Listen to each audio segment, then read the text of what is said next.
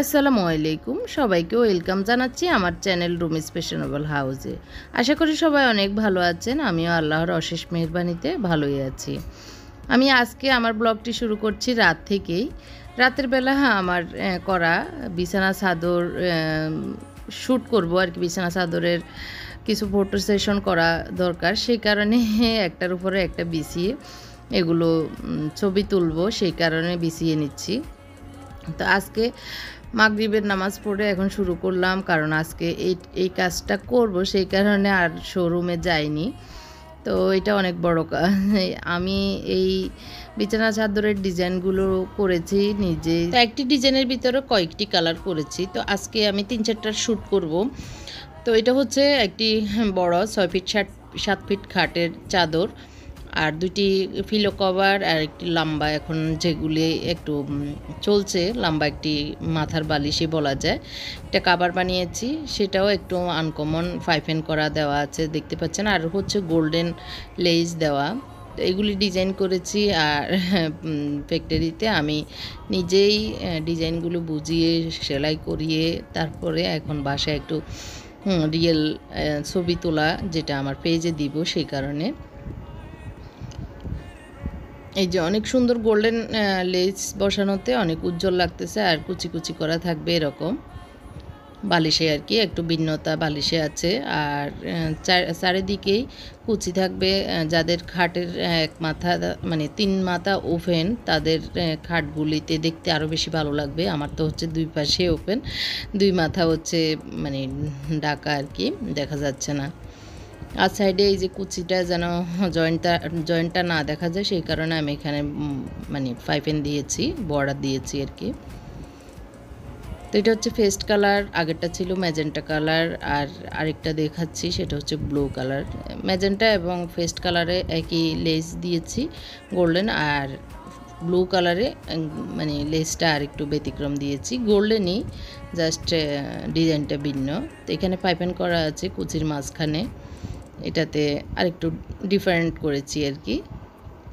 তো অনেক আপুরা দেখতে চেয়েছেন, তো আজকে যেহেতু আমি শ্যুট করছি আমার পেজের জন্য, সে কারণে আমার ব্লগেও দিচ্ছি। আপনাদের কেমন লেগেছে আমার এই ডিজাইনগুলি কমেন্ট করে জানাবেন। আর যদি কারো লাগে বা কেউ নিতে চান, আমাকে ইনবক্সে জানাতে পারেন। আমার হরেক রকম প্রোডাক্ট বাংলায় লিখতে হবে, বাংলায় লিখে চার্জ দিলেই চলে আসবে। তো পেজে নক করতে হবে আর কি। আর আমি কাস্টমাইজ করেও দিতে পারি, যে যেরকম চান। তো এগুলো করার পরে আসলে ক্লান্ত হয়ে গিয়েছি অনেকবার চেঞ্জিংয়ের পরে। তো এখন রান্নাঘরে চলে এসেছি, ওদেরও খিদা লেগেছে, 10:30 বেজে গেছে এগুলো করতে করতে। তো আজকে দুপুরে যা রান্না করেছি আসলে বেশি কিছু না, সিম্পল মাছ ভাজি করেছি আর ডাল রান্না করেছি, মানে সবজি ছিল না এই কারণে। আর সবজি রান্না করলে ওরা খেতেও চায় না, তারপরেও সিম্পলই হয়েছে এই কারণে।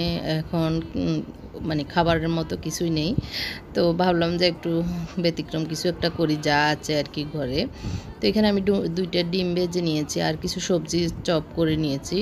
তো এগুলি করছি হচ্ছে গতদিন আবার আমি রাতে আসার সময় পিৎজা বনগুলি এনেছিলাম, তো ভাবলাম যে ওগুলো আবার ডেটও চলে যাবে, আর যেহেতু আজকে কিছু নেই তো পিৎজা বানিয়ে দিই, রেডিমেড নর্মালি যেটা সবজি পিৎজা।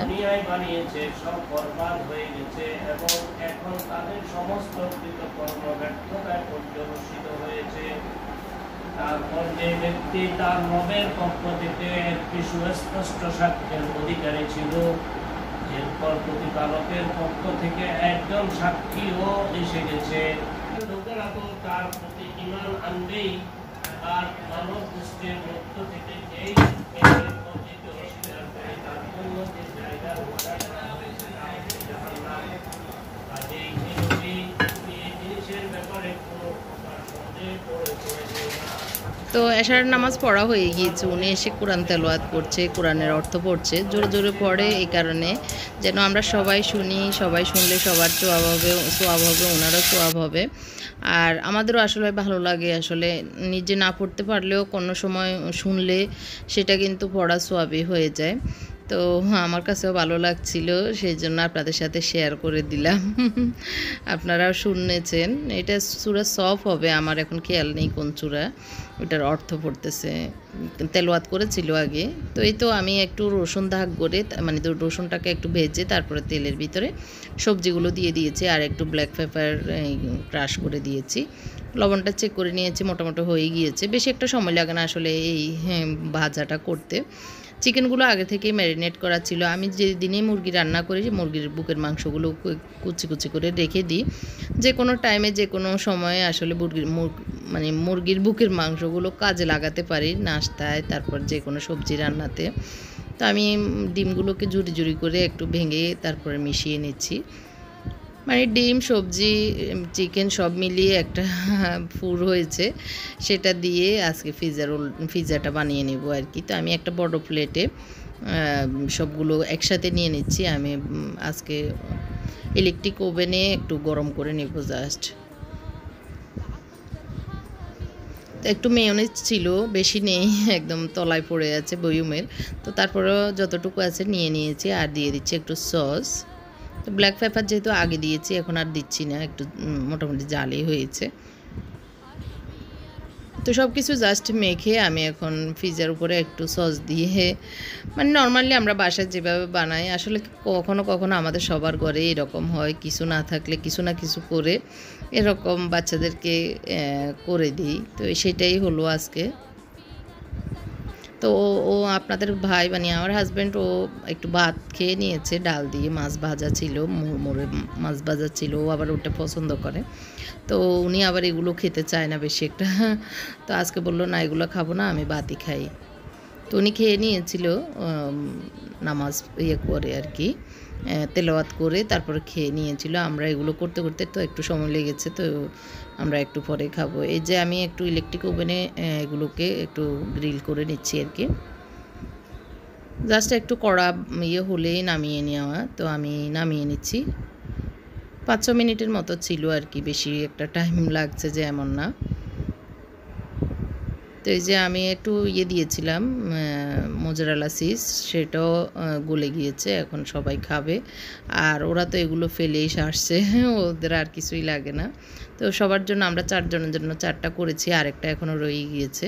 এক প্যাকেটে 5 পিস থাকে, তো এটা একটা সুবিধা, আমাদের 5 জনের জন্য 5টা হয়ে যায়। তো আজকে যেহেতু উনি খাননি, তো সেই হিসেবে একটা বেঁচে গিয়েছে ওই যে। তো আজকের রাতের খাবারটা এরকমই ছিল। তো মুনতাসির এসে নিয়ে গিয়েছিল, এরপরে আবার বললাম যে কেটে দিই। পেরেশানিতে আসলে ওরা মানে নিয়ে তাড়াতাড়ি কীভাবে খাবে এই চিন্তা। তো এখন হচ্ছে আমি একটু কেটে দিচ্ছি। আল্লাহর মেহরবানিতে আমি না থাকলে ওরা নিজেরাই নিজেদের যেটা খাবে, আমি দুধ জাল দিয়ে রাখি, তারপরে ফ্রিজে কিছু করে রাখি, ওগুলো ওরা নিজে নিজেই নিয়ে খায়, অসুবিধা হয় না আল্লাহর রহমতে। তো এখন হচ্ছে সকালবেলা একটু উঠে, ঘুম থেকে উঠে দরজাটা খুললেই গাছের দিকে তাকাই, গাছগুলো দেখি। তো এই কয়েকদিন আসলে গাছের যত্ন নেওয়া হচ্ছে না, তো একটু ভাবছি যে 2-1 দিনের ভিতর গাছের যত্ন নেওয়া দরকার অনেক বেশি।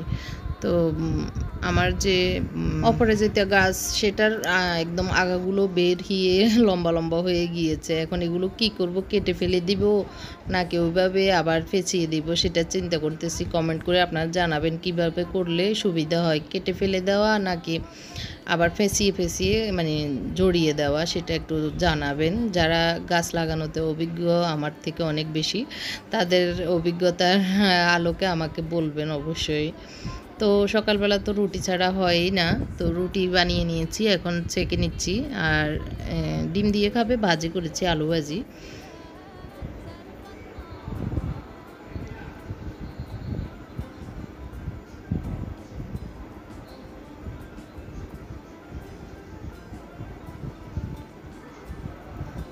তো এই তো রুটি বানানো শেষ, এখন আমি একটু কফি করে নিচ্ছি।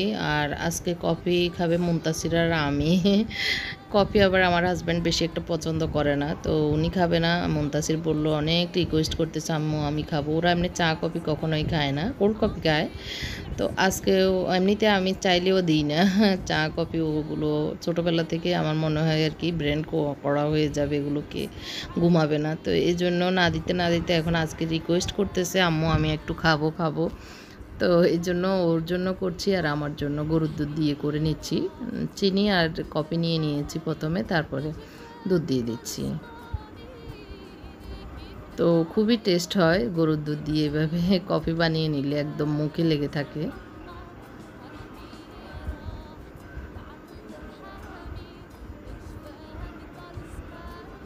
অনেক মজা হয়েছে। আমি মানে চেক করে নিয়েছি।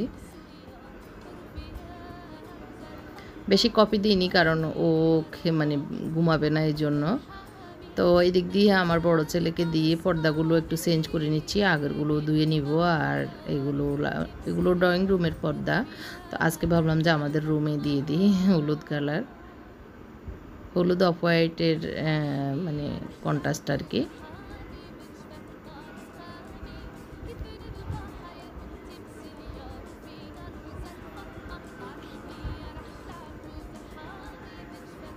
তো এই তো লাগানো শেষ। এখন আমি এগুলো গুছিয়ে ঠিকঠাক করে দিচ্ছি। ও সিঁড়িটা নিয়ে রেখে দিয়েছে। আর অনেকগুলো কাপড় জমে আছে, সেগুলো গুছিয়ে নিব। সকালবেলা আসলে দৌড়ঝাঁপ ঘরের অনেক কাজ করতে হয়, সেগুলো করে আবার বাইরে যাওয়া। বেশি সকালবেলা বেশি একটা যাই না, একবারে বিকেলের দিকে যাই। সকালবেলা অন্য যদি কাজ থাকে তখন বেরোই। তো এগুলো একটু বাজ করে নিচ্ছি। এই যে অনেক কাপড় জমে গিয়েছে।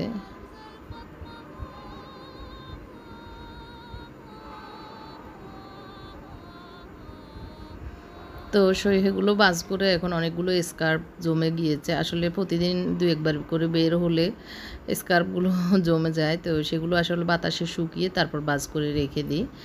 তো এখন যেহেতু আগের দিনেরটা তো দেখেছেন, আজকে হলো পরের দিন।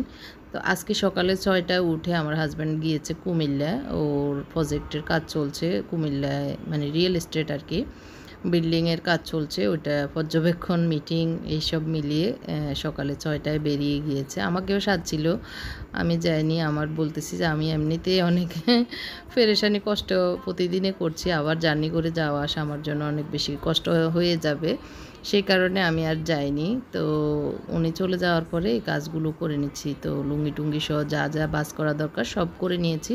এটা হলো আমার স্কার্ফের একটা ওয়ারড্রপ, ছোট্ট মিনি ওয়ারড্রপ। তো এক এক ডয়ারে এক একটা রাখি। গত এক সপ্তাহ আসলে এইভাবে খালি নিচ্ছি আর এনে এইভাবে রেখে দিয়েছি, গুছানো হয়নি। এখন একটু গুছিয়েও নিচ্ছি। আর এটাতে প্রথম ২ ডয়ারে স্কার্ফ, চারকোনা স্কার্ফগুলি থাকে। আর পরের ২-৩ ডয়ারে হচ্ছে ওড়না হিজাব যেগুলি, সেগুলি রাখি। তো ভাগ ভাগ করে রাখি। যেগুলো বেশি একটা ইউজ হয় না সেগুলো একদম নিচেরটাতে রেখে দিই, যেগুলো মাঝে মাঝে ইউজ হয় সেগুলো মাঝখানে রেখে দিয়েছি, এভাবে আর কি। তো অনেক ঠাসাঠাসি হয়ে গিয়েছে আসলে, যত স্কার্ফ তার চেয়ে হচ্ছে ছোট ড্রয়ারটা। তো অনেকে হয়তো বলবেন কিছু দিয়ে দেন আল্লাহর ওয়াস্তে। তো আসলে এগুলো আমি পরি, আমার এক এক দিন দেখা গিয়েছে যতবার বের হই আমি চেঞ্জ করে এক একবার এক একটা পরে বের হই। তো আর এগুলো আমার খুবই প্রিয় জিনিসগুলি যেহেতু আমাদের থ্রি পিস দেখা যায় না, স্কার্ফ বোরকাগুলি দেখা হয়। তো সেই হিসাবে এগুলো আমার পছন্দের খুবই মানে নিজের শখের জিনিসগুলি আর কি, যেটা। তো এগুলো এভাবে রেখে দিয়েছি বাস করে। মোটামুটি কাজ কমপ্লিট। এই কাজটা এখন চলে যাচ্ছি রান্নাঘরে। আজকে খিচুড়ি রান্না করব আর হচ্ছে মুরগির মাংস রান্না করব। তো ১ পট চাউল নিয়েছি, ১ কাপ মসুরের ডাল দিচ্ছি, আর হচ্ছে ১ কাপ মুগ ডাল দিয়ে দিচ্ছি। আমি রাইস কুকারে বসাবো, সব কিছু দিয়ে একবারে ধুয়ে জাস্ট চুলাটা ধরিয়ে দিব আর কি, মানে ভালো করে ধুয়ে নিচ্ছি। এই যে চুলাটা অন করে দিচ্ছি, চুলা বলতে রাইস কুকারটা আর কি। তো আমি এখানে হলুদ, পেঁয়াজ, কাঁচামরিচ, লবণ দিয়ে তারপর আজকে কোনো মশলা দিইনি, সিম্পল। আর দিয়ে দিয়েছি একটু সরিষার তেল। এভাবে আজকে রান্নাটা করলাম। এখানে আমি মুরগির মাংস ধুয়ে তারপর পেঁয়াজ মিক্স মাংসের মশলা ৪ চামচের মতো দিয়ে এগুলো মেখে নিব। আর একটু হচ্ছে বুকের মাংস কুটে নিয়েছি, সেগুলো একটু লবণ, আদা রসুন দিয়ে রেখে দিচ্ছি। একটু মরিচ গুঁড়ো দিব। এখানে আদা রসুনও দিয়েছি ১ টেবিল চামচ ২ টেবিল চামচ করে আর কি। জাস্ট সিম্পলভাবে আজকের রান্নাটা সব কিছু একসাথে মেখে চুলায় বসিয়ে দিব। বেশি একটা সময় লাগবে না, আমি অন্য কাজ করব এই কারণে।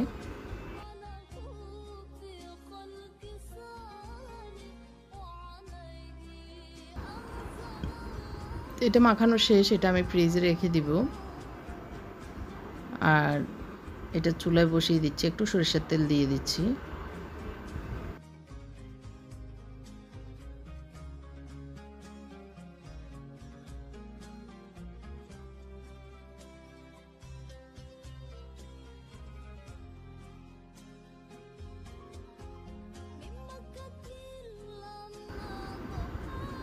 তো আমি কুশন কাভার, তারপর বিছানা চাদর এগুলো আমি নিজেই কেটে দিই। তো আগামী ব্লগে দেখাবো কিভাবে কেটে দিই।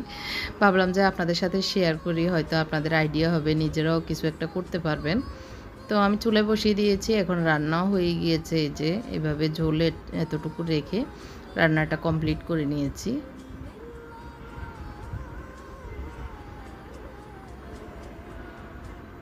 এদিক দিয়ে আমার যে দুধের পাতিলগুলি স্টিলের, এগুলো আসলে স্ক্রুপগুলো, তারপর পাইপেন এগুলোরও স্ক্রুপগুলো ঢিলা হয়ে যায়।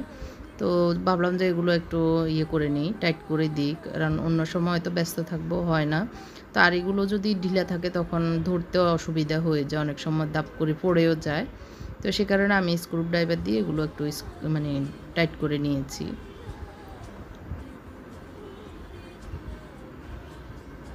তো আমি এখন দুধটা বসিয়ে দিচ্ছি, দুধ জাল দিয়ে নিচ্ছি।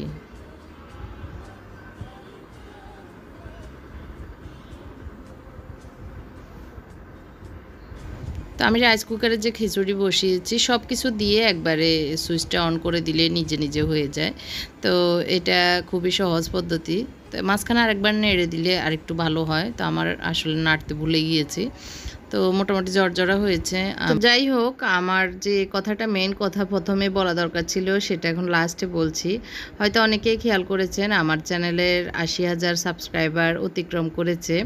তো সবাইকে অসংখ্য শুকরিয়া, অসংখ্য ধন্যবাদ জানাচ্ছি। আপনারা আমার পাশে ছিলেন, আপনারা সাবস্ক্রাইব করেছেন, যার কারণে আমি আজকে ৮০,০০০ পার করেছি সাবস্ক্রাইব। তো এর ভিতরে আপনাদেরও সহযোগিতা ছিল, আর আমার কষ্ট মেহনত আজকে এই পর্যায়ে নিয়ে এসেছে। তো সবাইকে অনেক বেশি ধন্যবাদ জানিয়ে আমার আজকের ব্লগটি শেষ করছি। আল্লাহ হাফেজ, আসসালামু আলাইকুম।